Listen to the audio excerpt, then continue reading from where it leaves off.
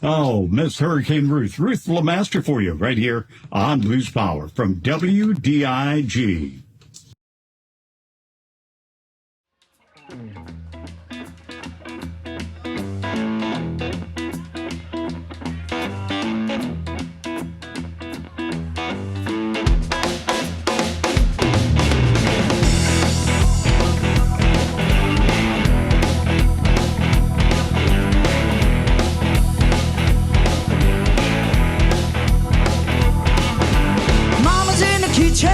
She got her music on. Mama's in the kitchen. She got her music on. Well, cut loose, mama. We're gonna boogie all night long. Yeah. Daddy's at the tavern. He ain't coming home. Daddy's at the tavern. He ain't coming home. No. You got your beer on ice. You another one. Little Richard, Ray Charles too. They all coming over to party with you. Patsy Cline and Jerry Lee, Muddy Waters and a big, big king. Come on, mama, dancing on the chain. Yeah. And a pleasant good evening. This is WVVL, Elba Enterprise Dothan, serving the Winegrass area. Good evening. It is 2 minutes from the hour of 6 o'clock Central Standard Time. It's time now for Blues Power. Will you hold me like a baby? Will you hold me when I'm not able, and when I'm looking? Well, growing up in Dickinson and listening to music, that was the one thing. Listening to mostly on the radio. And then, of course, I had the opportunity. My mother worked at a hotel where downstairs the bookkeeper was also a jukebox vendor. And he'd take all his excess 45s and 78s that he had, and he sold them like 15 cents a piece, 2 for a quarter. So that's when I started buying records and going through things that I hadn't heard of. And also at that time, I was working as a bellhop on weekends because I was in school at 50 cents an hour in tips. And sometimes you'd earn $20, $25 in tips. And a lot of that went to records, and I always had all the latest records in that. And of course, that kept on going. When we had dances at the school, or Dee Malay had dances after games and that, they'd always borrow my records because they knew I had all the stuff that they wanted people to dance to. So people borrowed my records, and, you know, I just kept buying and just, I always have the latest things. I don't know, I can remember back in 60, 61, right before the Modern Sounds of Country and Western Music came out, this album that won a Grammy. Ray Charles was doing country and he did a little bit of jazz and that. I remember getting that album. And also there was a double album called A Man and His Soul, which came out much later. But something about that album attracted me to Ray Charles. Back then you also had cutout bins where you could go to the Woolworth store and buy a package of old cutout 45s or albums. The albums were like 39 cents. You could buy a whole bag of 45s for 99 cents or whatever. And that's when I started digging into Ray Charles, started liking soul. I'm a blues person, but I also like soul, and I'm probably more into soul, the hardcore type soul, the stack sound.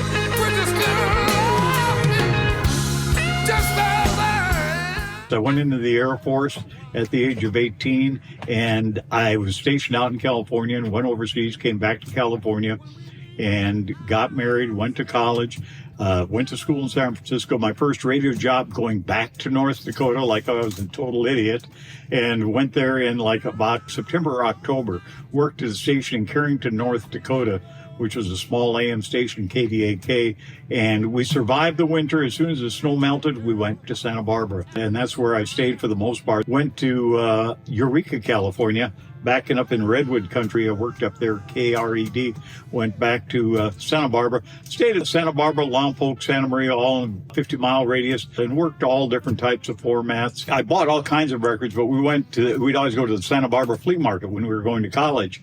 And I ran across this one guy that had about 200 or 300 just what I thought were obscure albums. I bought them for like $1.50 a piece or something. It was just great stuff.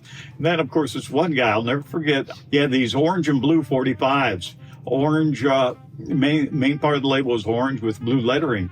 And it's almost purple lettering, and it was Excello Records. And there were 3 artists, Lonesome Sundown, Lightning Slim, Slim Harpo. And I go, man, these names are too much. And I probably had, at least a couple dozen albums, and like I say, over 200 of the 45 is the Excello. Most of it just kept growing and growing because I was in radio, and especially in California, I would go down to record companies on Sunset Boulevard. I'd go to A&M Records, which is on La Brea and Sunset, and they would hand me a sheet of paper, and I'd check off how many copies I wanted of every album.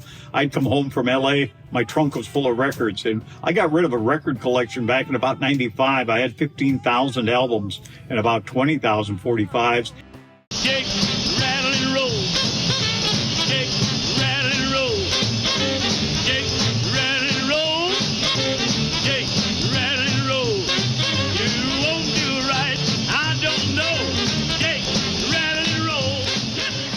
There was a DJ in L.A., Art LeBeau, who put out these oldies but goodies albums. He had a nightclub, an oldies but goodies nightclub on Sunset Boulevard that was only open like Friday and Saturday. And older musicians and stars of the 50s that lived in the LA area would come to that club. They'd all sing like 1 or 2 songs, and that would be it. We had front row seats, and Art LeBeau came up to me and said, "Do you mind if Big Joe Turner sits with you?" He said, "There's no other room in the house." I said, "Oh, gosh," because I had brought a 78 of Shake, Rattle, and Roll with me by Big Joe Turner on Atlantic Records. So he sat down, he had his brown bag, paper bag with a bottle, and his wife sat next to me. And at that time, my boy's mother was about 7 months pregnant with our oldest son. So Joe Turner and her danced together. And he told her, "Yep, that's going to be a boy. That's going to be a boy." And then he sat back down. He proceeded to sit on that 78. And I didn't have the nerve to tell him. So for years, I carried around that red and black Atlantic label, Shake, Rattle, and Roll, with Big Joe Turner's autograph on it.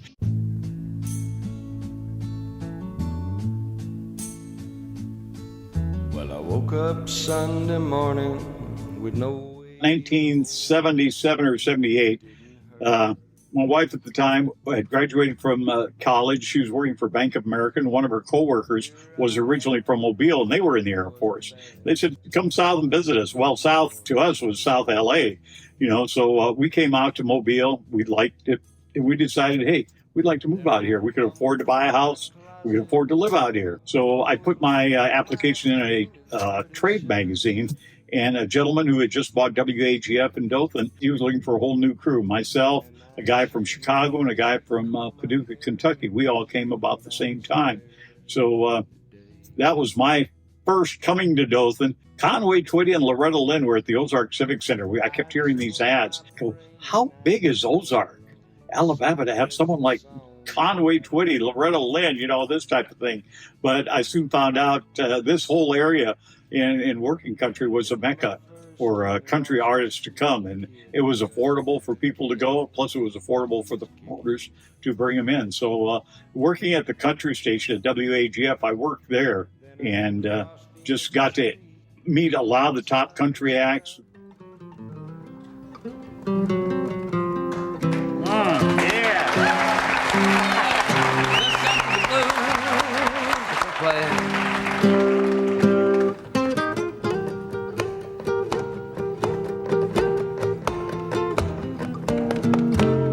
Listen to what the blues say. Nelson, it was interesting. I had just gotten to Dothan. I'm trying to remember when Willie's birthday is. It's either at the end of April or at the end of May. We had planned this big promotion, but we also gave Willie a birthday present of a big silver peanut candy dish. So I've always wanted to ask Willie how much weed was in that dish throughout the years, because it was a nice size. It would hold a lot. But we gave him that as a present. But I remember being at the concert. We didn't MC it. I think WTVY did at the time. But I went backstage to meet Willie. And okay, what am I going to say to Willie Nelson? What are you going to say so you don't sound stupid? You know, and I'm thinking, and here comes Willie. He was wearing I think I have a picture somewhere. He's wearing just a blue T-shirt, and all sweaty in that. And he puts his hand out. Hi, I'm Willie Nelson. He introduces himself to me like I didn't know who he was, you know. But he was just so gracious, and everything you heard about him, it was always true. But yeah, Willie was just one of the few. He was the first. I thought, dang, this is cool. So Wayne Johnson at Cowboys had hired Alabama to play for $1,000. It was on a Wednesday night. Monday night, they were in Hollywood. They had just won their very first country music award. And I remember Randy complaining about, geez, we signed this 6 months ago, $1,000, and here we are. But they were in a bus. They didn't have any way to get around, so I had to haul them around. They had errands to run, this type of thing. But yeah, I was one of the first. I think myself, Dr. Sam, who was at WLWI in Montgomery, and another guy up in Myrtle Beach, we were the first three to ever play a Alabama record on the radio. And I still have a little note that Randy wrote to me saying, hey, I'm Randy Owens of the Alabama Band. That's what they were called back then. And thank you for playing I Want to Come Over, which was on a small, I think, DMJ label or something like that. Dothan area was blessed. We had, Charlie Pride, the Oak Ridge Boys, Willie Nelson, Merle Haggard, George Jones. It was a good experience. MC'd a lot of those shows with Conway Twitty, T.G. Shepard, Brenda Lee, Ronnie Millsap, and Don Williams. The list, goes on and on with country.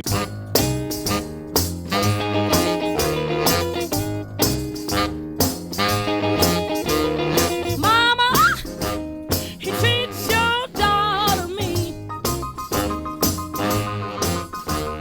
Well, bringing Blues Power into the area, I started that. I had left and went to work up in Eufaula back in about 95, up at WDMT in Eufaula. And it was just a small Eufaula type station. I asked him if I could try doing an hour program. And I did. I'd record it.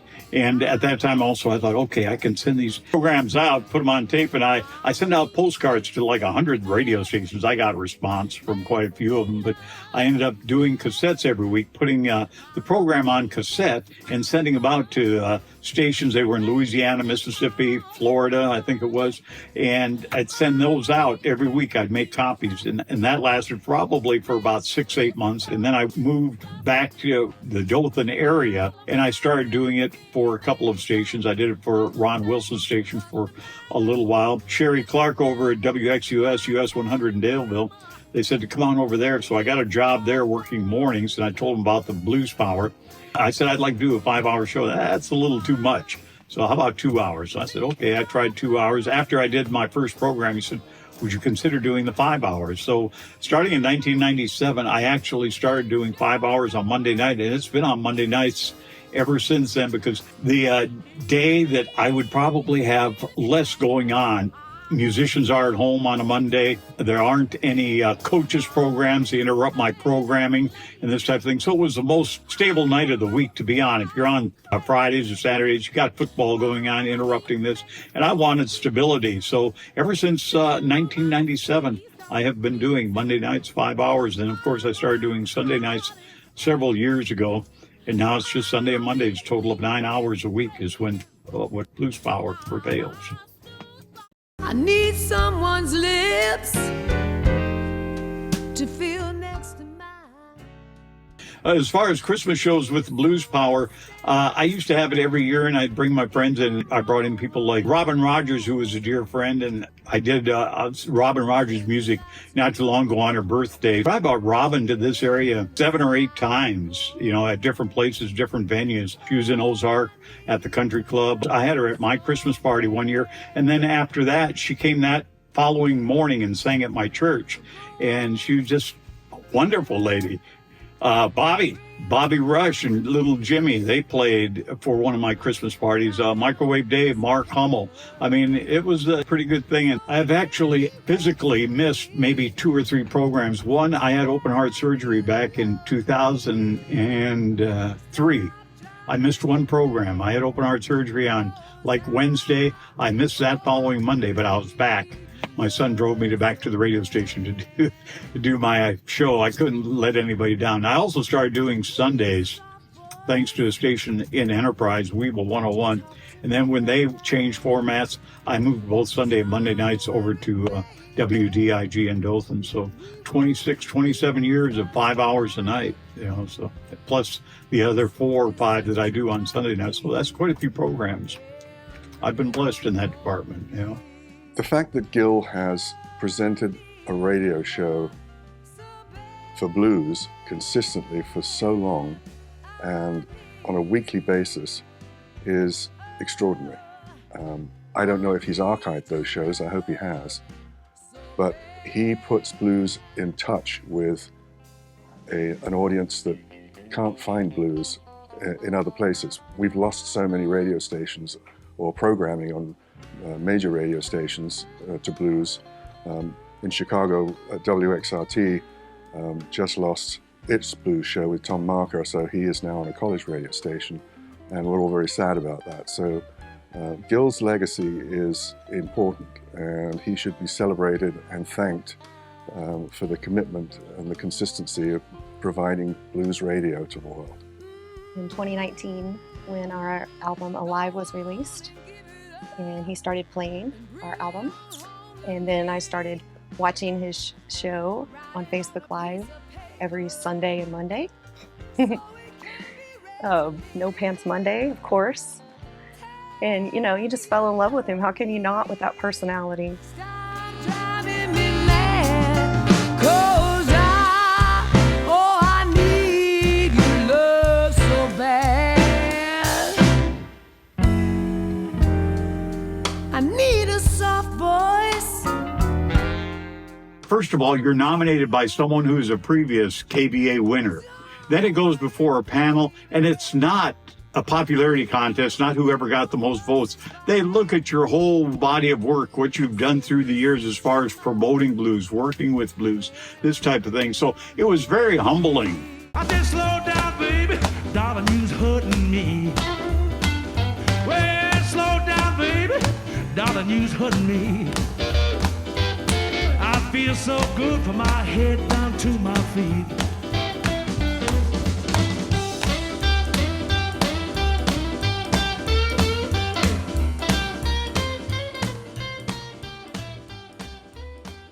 Well, the Family Feel of the Blues Music Awards, it's always great. I always tell everybody, I compare it to a family reunion. The only difference is we like each other. And really, that's one good example. I'll never forget a few years ago. I was going up or down in the elevator at the Sheraton, and this another gentleman was in there. He said, "What's going on down here?" I said, "What do you mean?"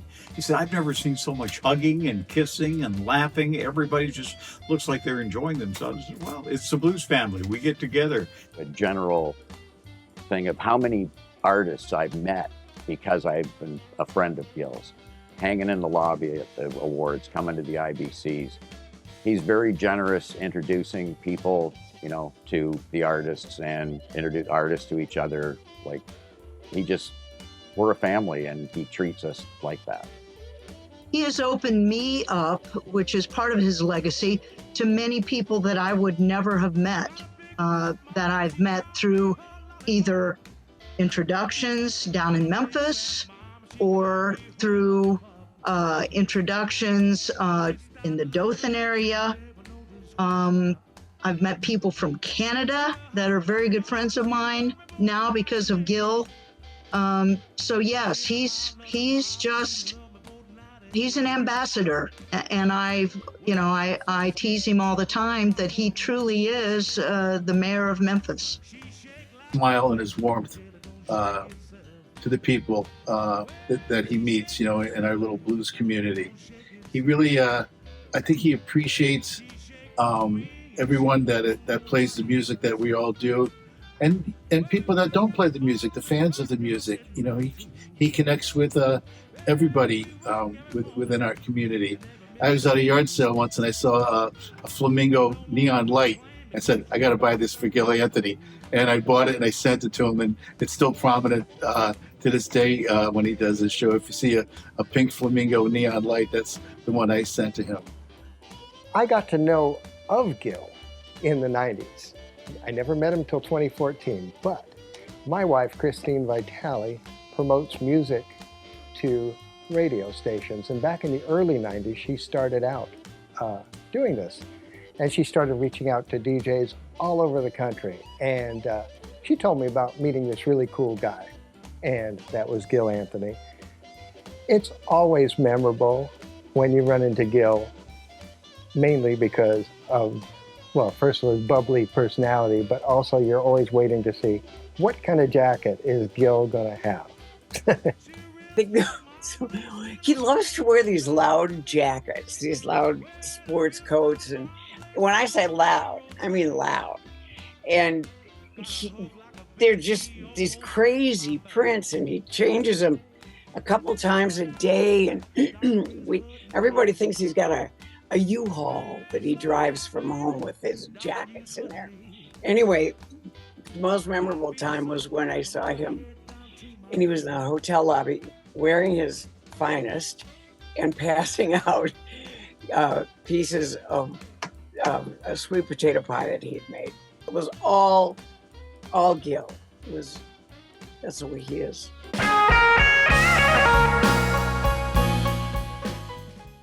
And I always say there's only two kinds of music, good and bad.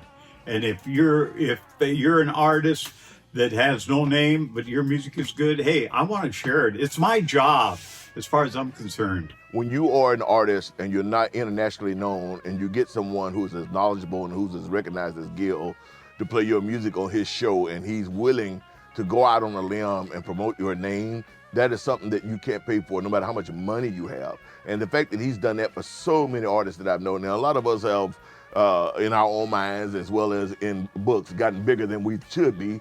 But you still remember those people who actually helped you when no one knew your name, and they actually played your music on a national or international platform. And Gil is definitely one of those people. And I hope a plaque, even a day given to him, the Gil Day.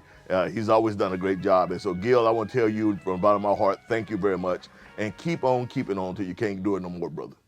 Yeah, you got to get these pigtails. Yeah, your hair is a thing of beauty, man. It's like a koala bear. I first met Gil around the year 2000 when I was on tour with a New Orleans band called Big Al and the Heavyweights. And Gil was a big advocate, and I soon found out about his radio show and all that he did for the bands. And he was a big deal. It was a big deal if Gil was pushing you, and it helped a lot. So way back then, that's 24 years ago. Yeah, I was 28, right? So that makes me almost 50 now. That's a lot of years at Gil Anthony. His love for the blues music, how he nurtures and takes care of all the musicians that he loves, and he's there for you 100% of the time. He's always in a good mood.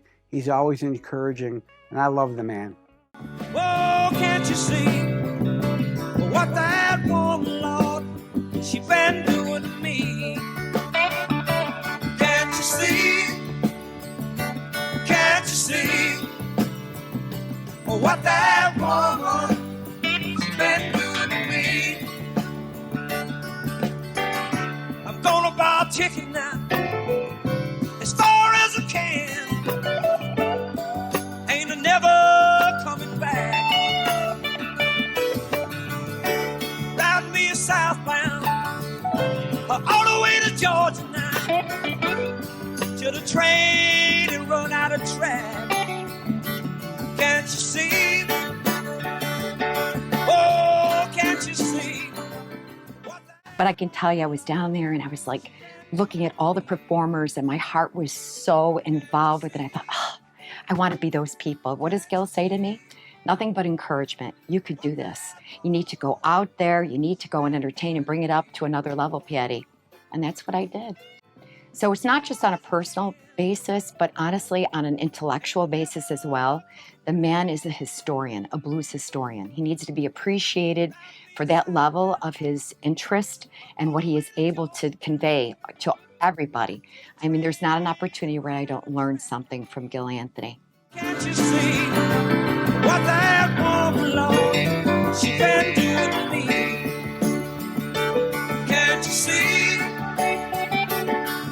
We had Atlanta Rhythm Section. We had a lot of the Wiregrass legends, people that had made their living working in the clubs back in the 60s and 70s. And people loved that. And we did that the first year. And the second year, Billy Joe Royal came in. And a few Atlanta Rhythm Section. Paul, of course, was involved in both of them. And after both years, each year, after all our expenses, we gave $40,000 each year to the ALS. So that was an accomplishment. And so a total of $80,000. $80,000 in 2 years.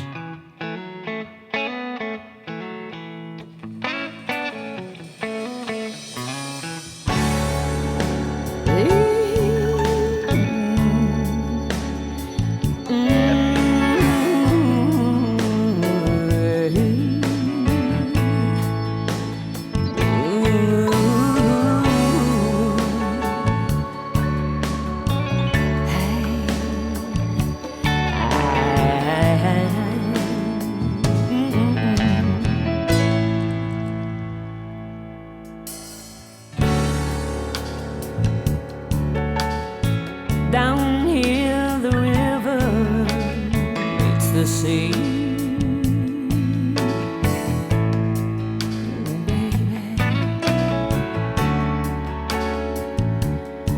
And in the sticky heat of feeling open up to me.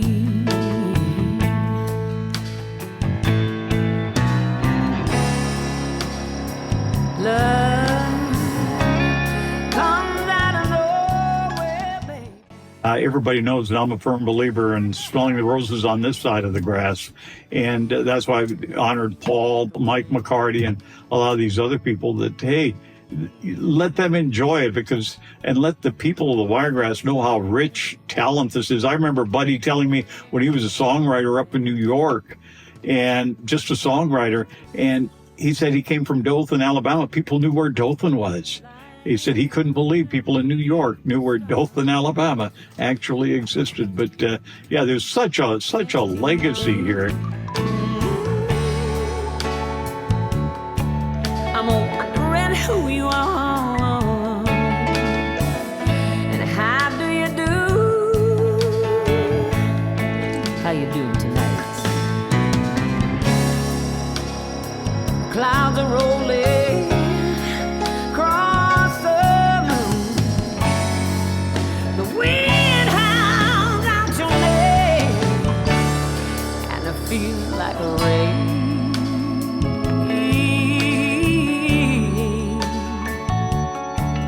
It feels like rain, feels like rain, feels like rain. He talked me into doing headlining. I mean, I've never headlined anything. Being a record producer, you're in the background. You're way in the back. You're never seen and never heard usually. And so all of a sudden, I've got to be out front, and this scared me to death.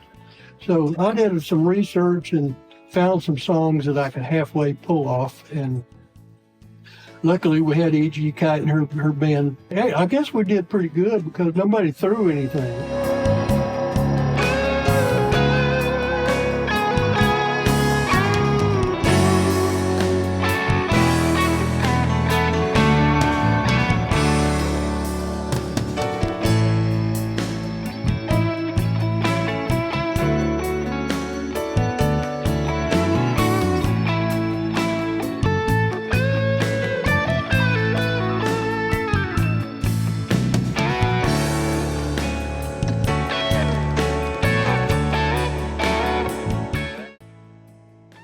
One memory that I have of Gil when he invited me to do Blues in the Schools in Dothan, Alabama. So I went down in the audience with the kids, and the kids were just so excited. And I'm so short that you could hardly see me, but the photographer got me like in the middle of it, and the kids were just dancing and having a good time, and I could just see Gil's face light up, and I was like, man, this dude loves this stuff.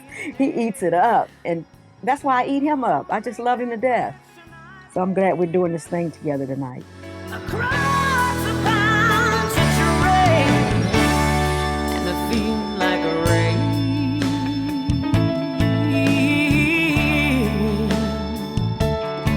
It feels like rain, Same with Ruth's friendship. Ruth Brown, you know, I have that Ruth Brown wall for a purpose. Her and I, we laughed together, we cried together. She suffered several strokes. Like I say, she would always say, God, you and Bonnie and Bibi, the only people that call me, you know, and talk to me.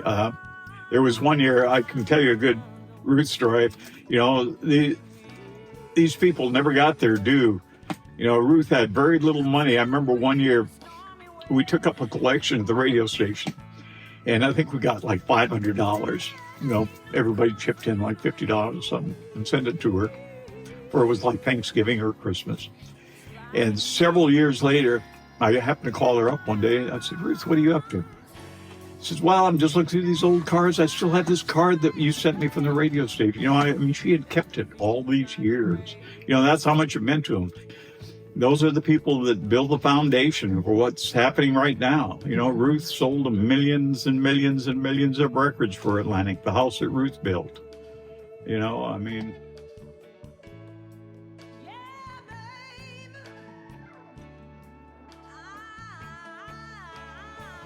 You know, that's why I've always wanted Mike in the Alabama Music Hall of Fame. They've got one-hit wonders in the Alabama Music Hall of Fame. Yet here's a guy whose career has spanned 4 or 5 decades.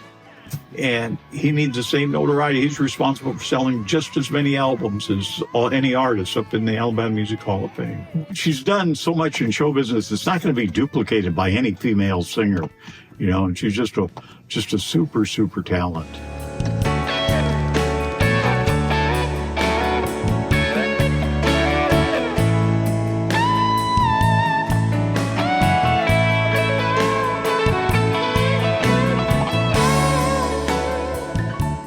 Gil is probably one of the most interesting, kindest men that I've ever met. And then on top, he's a consummate encyclopedia of blues. And of course, both of us are big lovers of Big Mama Thornton. And that's kind of where I got my turnaround, was through Big Mama Thornton. I played the 1969 Ann Arbor Blues Fest, and I'd never heard of her. And we played our set, and we were sitting around, and this band started up, and this lady walked out on stage, and in like sort of like this commanding gray outfit, she opened her mouth, and that was all it was. He has such great love for the blues and all the people in it. What's not to love about Gil Anthony? And there ain't no cause for you to leave. Just lie here in my arms and let it wash away the pain, and it feels like a rain.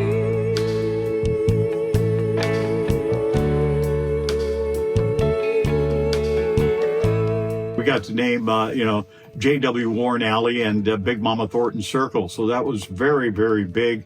In fact, it was so big that somehow it got on a news copy over the internet.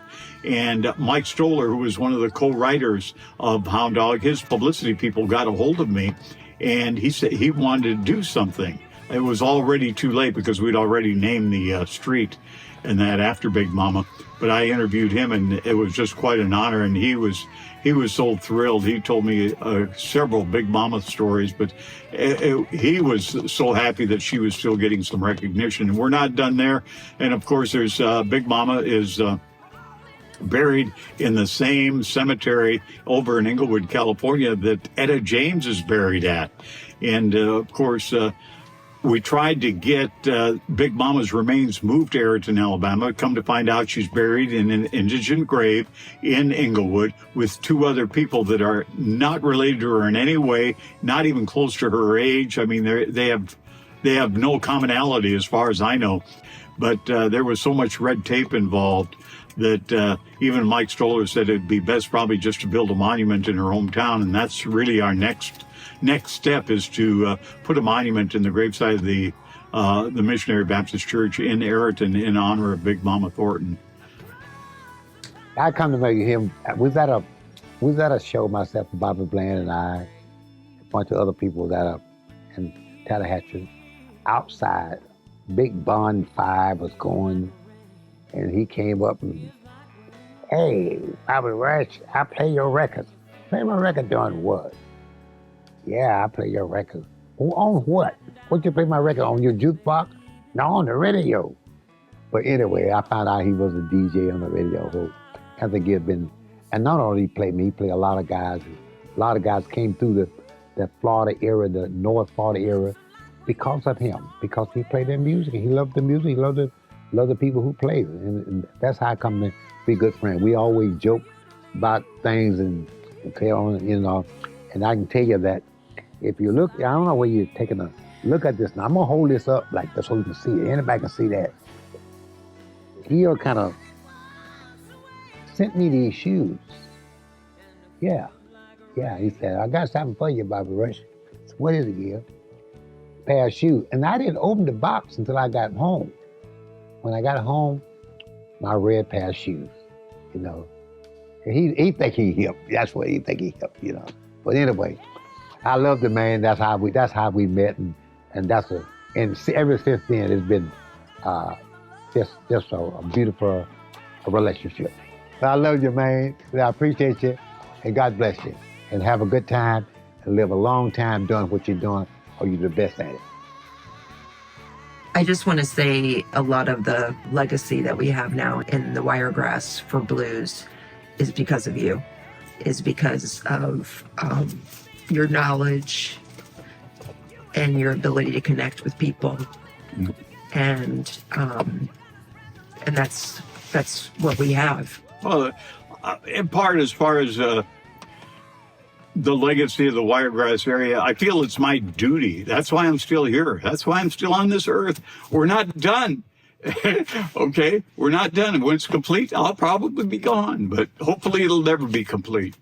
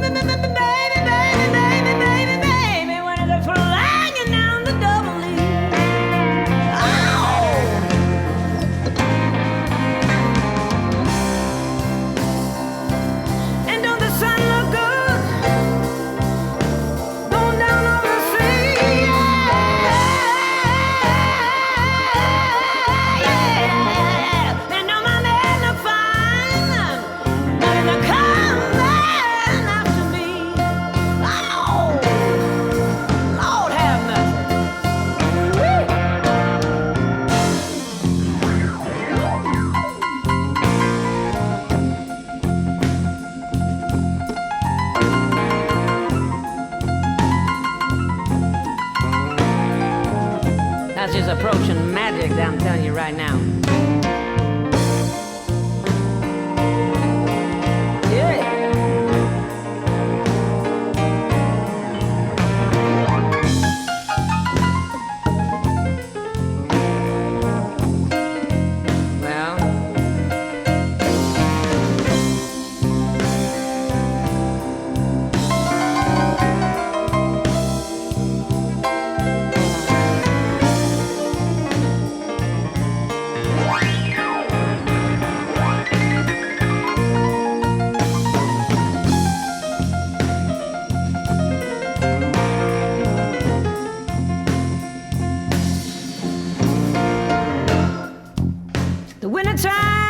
come